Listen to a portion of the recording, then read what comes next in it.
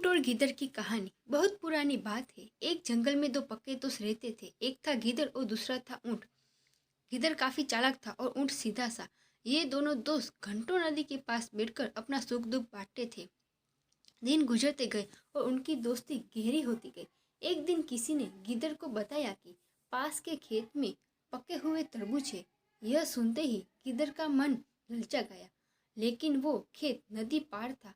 अब नदी को पार करके खेत तक पहुंचना उसके लिए मुश्किल था। इसीलिए वो नदी पार करने की तरकीब सोचने लगा। सोचते सोचते वो ऊँट के पास चला गया। ऊँट ने दिन के समय गीदड़ को देखकर पूछा, मित्र, तुम यहाँ कैसे? हम तो शाम को नदी किनारे मिलने वाले थे। तब गीदड़ ने बड़ी ही चालाकी से कहा, देखो मित्र, पासी के खेतर में पक्के तरबूज है। मैंने सुना है तरबूज बहुत मीठे हैं। तुम उन्हें खाकर खुश हो जाओगे, इसीलिए तुम्हें बताने चला आया। ऊँट को तरबूज काफी पसंद था। वो बोला, वाह, मैं भी उस गांव में जाता हूँ। मैंने बहुत समय से तरबूज नहीं खाए हैं। ऊँट जल्दी जल्दी नदी पार करके खेत जाने की तैयारी करने लगा। तभी गीदड़ ने कहा, दोस्त, तरबूज मुझे भी अच्छे लगते हैं, लेकिन मुझे तैरना नहीं आता है। तुम तरबूज खा लोगे तो मुझे लगेगा कि मैंने भी खा लिया। तभी ऊँट बोला, तुम चिंता मत करो, मैं तुम्हें अपनी पीठ पर बिठाकर नदी पार करवाऊंगा। फिर साथ में मिलकर तरबूज खाएंगे। ऊँट ने जैसा कहा था वैसा ही किया। खेत में पहुंचकर गीदड़ ने मन भरकर तरबूज खाए और खुश हो गया। खुशी के मारे वो जोर जोर से आवाज में चिल्लाने लगा। तभी ऊँट ने कहा, तुम शोर मत मचाओ, लेकिन वो माना नहीं। गीदड़ की आवाज सुनकर किसान डंडे लेकर खेत के पास आ गए। गीदड़ चालाक था, इसीलिए जल्दी से पेड़ों के पीछे छुप गया। ऊँट का शरीर बड़ा था, इसीलिए वो छुप नहीं पाया।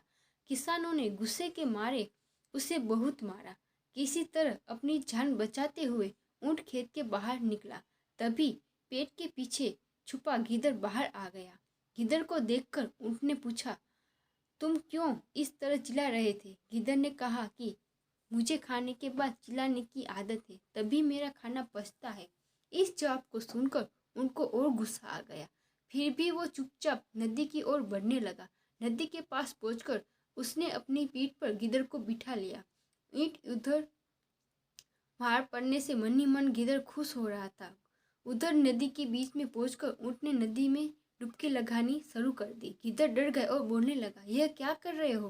गुस्से में ऊँट ने कहा, मुझे कुछ खाने के बाद उसे हजम करने के लिए नदी में डुबकी मारनी पड़ती है। गिद्ध को समझ आ गया कि ऊँट उसके किए का बदला ले रहा है। बहुत मुश्किल से गिद्ध पानी में अपनी जान बचाकर नदी किनारे पहुंचा। उस दिन के बाद से गिद्ध ने कभी भी ऊँट को परेशान करने की हिम्मत नहीं की। इस कहानी से हमें यह सीख मिलती है कि ऊँट और गिद्ध की कहानी से यह सीख मिलती है कि चालाकी नहीं करनी चाहिए। अपनी करनी खुद पर भारी पड़ती है। जो जैसा करता है वैसा ही भरता है। Thank you.